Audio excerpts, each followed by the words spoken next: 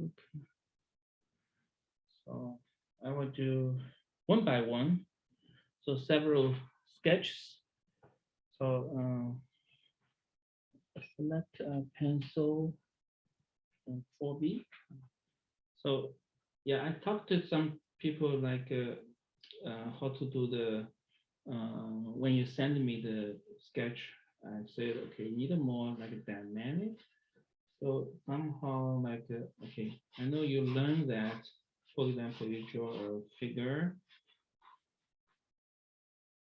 Yeah, you draw a figure. Usually, like you know that at the very beginning, you can some start with some gesture line. Okay, yeah, it really depends on the picture. So I sent you the picture on the um, team chatting, so you know what's the picture I'm using. So at the very beginning, you can work with gesture line or like either kind of like a still life drawing way, right?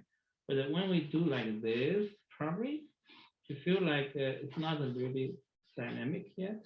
So we need some more analyzing some something on the space. So that's why we call it using like a box drawing, either like a box looking drawing. So yeah, hold the pencil like this. It's very soft and forgivable. That's good for try this. So we need to see that, for example, when we draw this head, we see that we not see this side profile of the head. It's more like a look from the top to look at the face.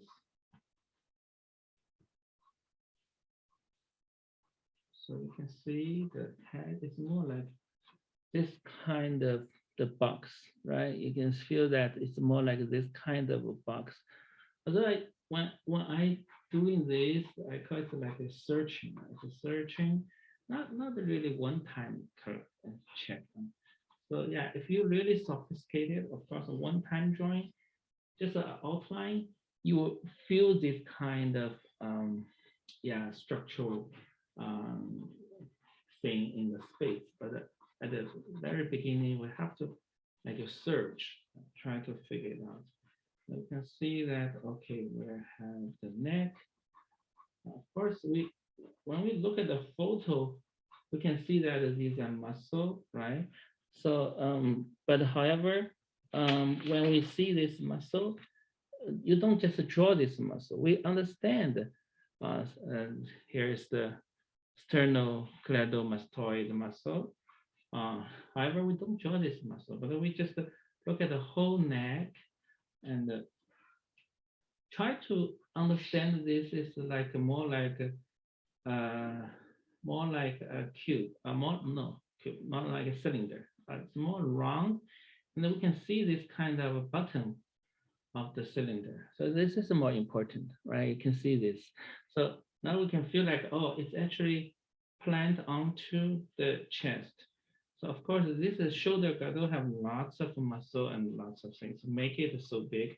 So we not necessarily look into the rib cage, but we can consider rib cage combined with this muscle, like a backside trapezius, of the muscle together.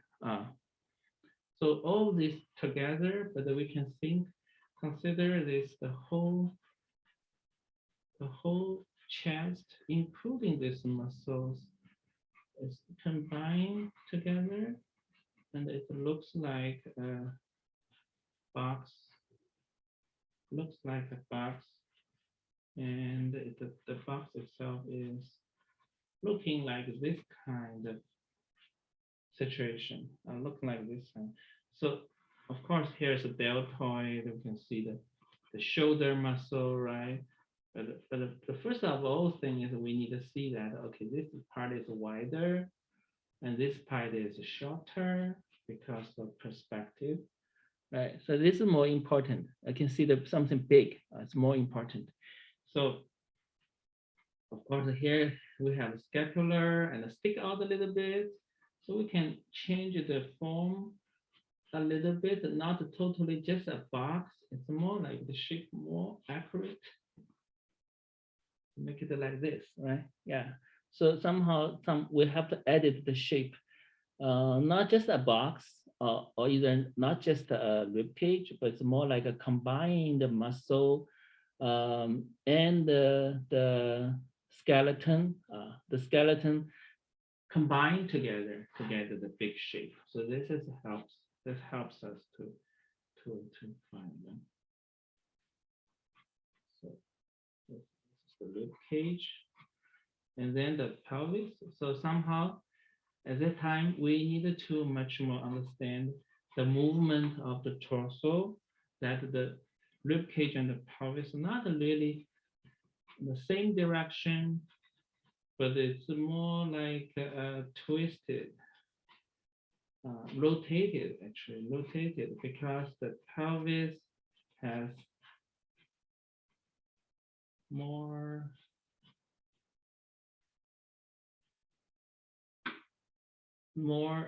facing to you, right? So we can see the side of pelvis, we can see the front of the pelvis.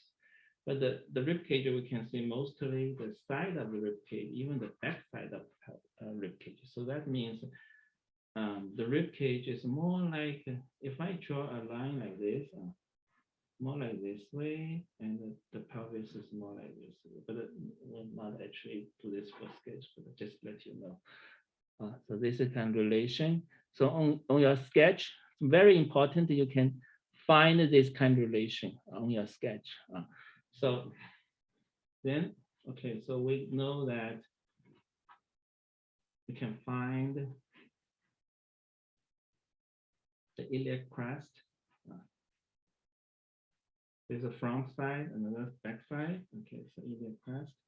And okay, we also can add a spine between the rib cage and the pelvis. Okay. Then we know here is the greater trochanter, but that side, the greater trochanter, is behind the pelvis, so we cannot see that. We cannot see that. It's only that. So we can only see this side. We can only see this side, and also we can draw. We can draw the side part. So when we draw the side part, we're not really tearing each muscle for the side part, but the much more important, we can see this kind of connection between the side part and the pelvis. And then we draw the knee part. So it's a pretty important, then you can see the profile of the knee part. So you look at the photo, you also can give it some cross contour line to see that kind of relation. So for example, here's another muscle, we can give it a little more detailed profile. So you can see that more three-dimensionally, right? So we have kneecap. So on the Manikin drawing, we don't have to draw very detailed of the structure about the patellar and the tendon between the patellar to the shin bone. We don't have to do that, but we can do it more like a box, or either we can do like a sphere, like a joint, And then we can draw the shin. It's important that we need to see that from this photo. Okay, from this photo, we needed to feel that it's going around it on the top of that part. So because it's a perspective relation, so we can see that the shin part, we can do a profile like this, so we know that it's actually working like that. So we need to see that relation. And then the ankle. So we know that ankle, this side a little higher, this side a little lower. So ankle, the bone. Okay, so we need that, know that this is another section. Okay. Actually, this process is very enjoyable because we're analyzing three-dimensionally everything together. So we can see that the slot between the ankle. So this part is like this kind of structure. The heel, and then the toes. So these toes, you can work them together like a one stuff. Okay, you don't have to like draw each toes together one by one. Okay, the most important is like we can see the ankle, we can see this part and the heel, and then the toe part together. Sometimes we can separate. There's another part before the toe part, and then the toe. So sometimes we can give the toe a more thickness together. Sometimes we put the big toe separate and the other toes because they are different directions. So this is a way to make it more and more detailed. But basically, you always have a three-dimensional concept is important. Okay, then we work on another leg. So this leg, of course, we need to, usually we compare the relation between this knee part. So you look at the photo, it's pretty very sure. So this is higher, this is lower, and then you can see the contour line for the, and this is easy, you can put them together, it doesn't matter. But we need to see this part relation, you can feel that this profile looks like this. Okay, so that we understand that if we consider the three-dimensional object, just understand this is something you look down onto it, right? You look down onto it. So that you can feel that it's going further. And you see this knee part, we can use a little square standard for the knee part. And we don't have to join everything together here, but we needed to see that, okay, the shin part, same like this, we also look down onto it. We can see the rim of this cup. So then we add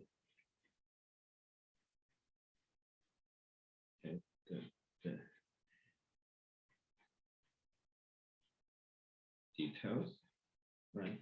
And of course, you can use the reference of your photo. You can see the profile line. You can see that, oh, it's okay, something like that. And also, we can add the ankle, right? So this is the ankle. So then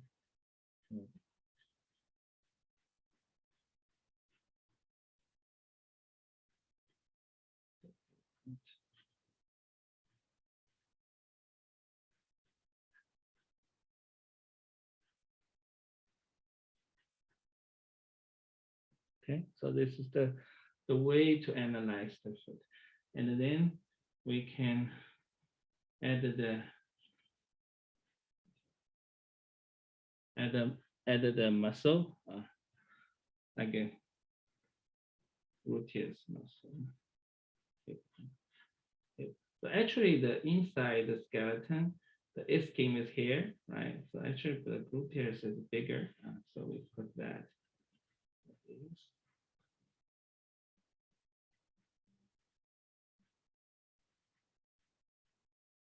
And also we can add the muscle connecting the rib cage and the pelvis. So like a rectus abdominis. So like that. Six-pack muscle. So you see that way, it's more like a joint, right? Yeah, so you can see that very flexible muscle, and then so that you see this relation, like yeah, you can see this kind of spinning relation. And also we can add the shoulder like a big sphere. Better to be a little more triangular. So it's for the deltoid, for the deltoid. And okay, so we can add our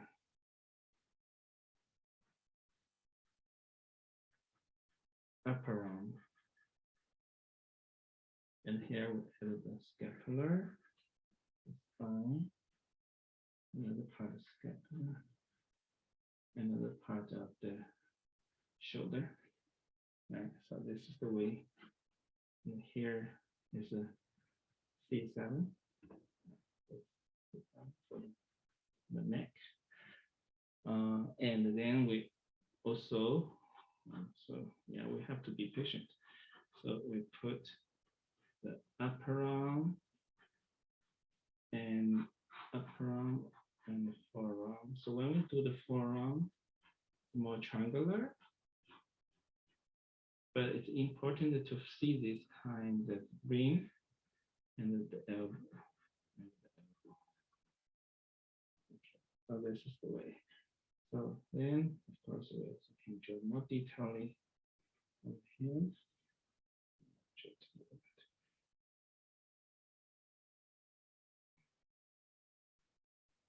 So the hand.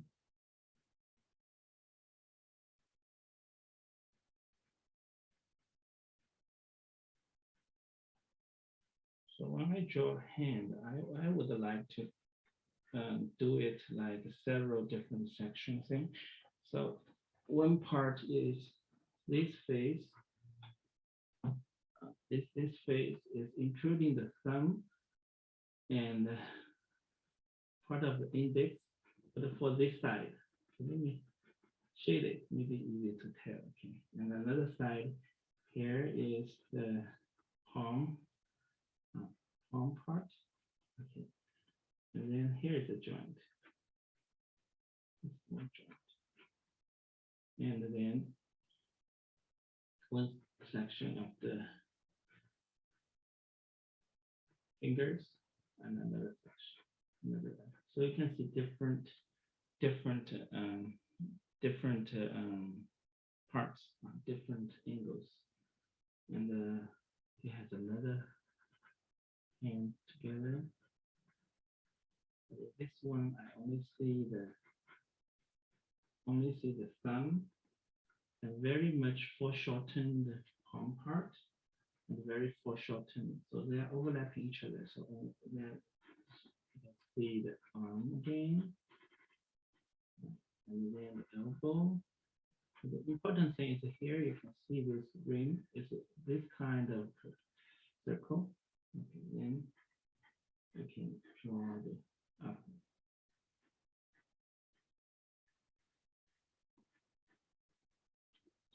So now when we draw the forearm like this, we can add a little bit about the muscle so that it helps you to see more detail. Okay. Yeah, sometimes it depends on your model and your picture. In some position, you can more focusing and enhance some kind of the muscle and some kinds of the relations. So so here we can see the very huge pectoralis muscle. So, but we can still see the bone. We can draw a little bit of bone. Draw still. This is because I smudged it. So still see the neck part. You can see the neck part. Oh, actually, I did. When I look at the photo, I had a mistake. So actually, the photo is not like that. It's more flat. It had it more flat. I had a misunderstanding. because when I look at the photo, it's a little bit blurry. For me, when I enlarge it, I found the real situation. It's a little more flat, not really like look from top, but still a part of it look from the top.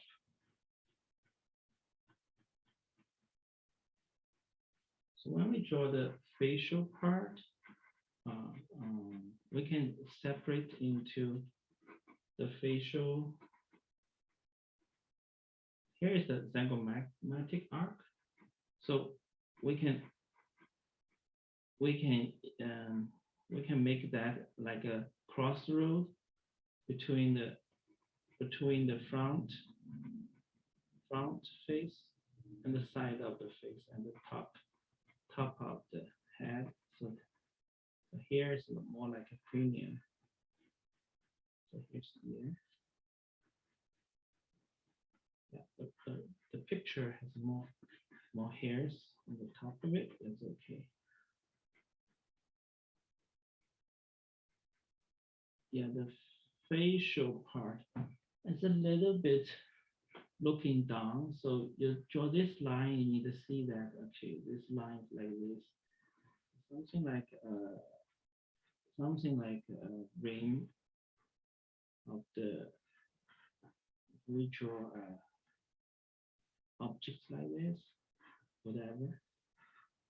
Look down and actually the eye, the nose, or the mouth, everything just a kind of detail on this kind of variation. Okay, so you need to see that. Okay, don't consider it like a flat features. Okay, so also we can give it a more shading. And also we can enhance this kind of big variations. We can enhance this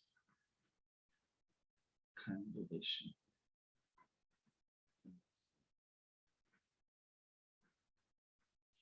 Use the reference of photo, you can make something more detailed.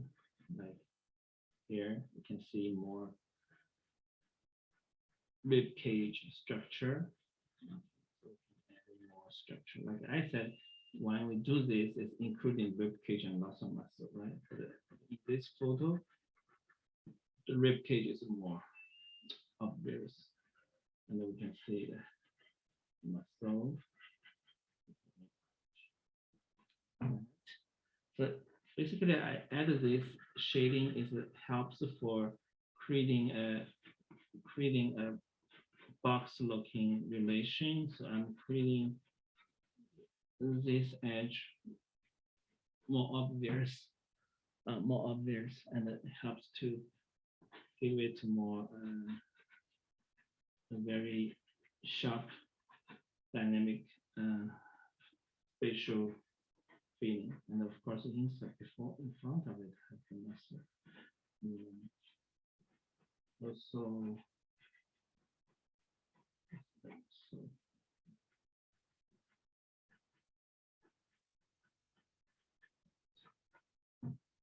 okay, so I can add just a little bit.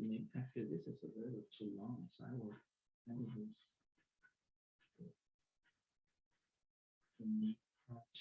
A little bit more color.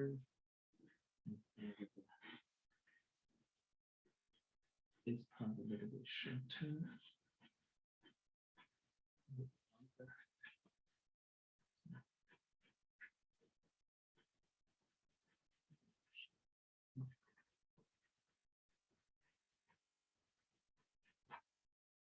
All right, so this is the way how I do the Manikin way, but not very typically Manikin. Compared with my other demonstration on the bright space for the Manikin, this is a little more detailed, connecting with the muscle and the bone, and so this is a more detailed Manikin way. So it helps with doing the assignment for the current muscular analyzing project.